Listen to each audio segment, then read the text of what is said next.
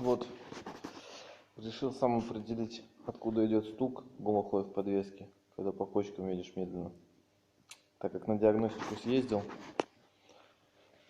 перечислили полный, надо ремонтировать рулевую рейку, там сайлентблоки рычагов и так далее. Ну, в общем, когда на самом деле это все накладно, их перечень. Заехал во второй сервис, примерно то же самое. Ну, тут вот сам решил попробовать, посмотреть.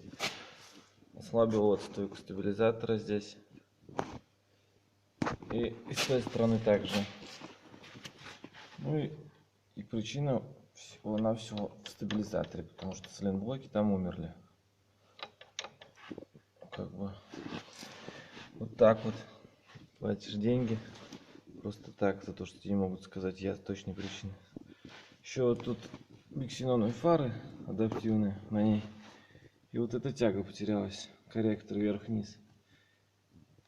Стоит от классики, от карбюратора. Дешево, сердитый, подходит идеально. Единственное, длину только знать.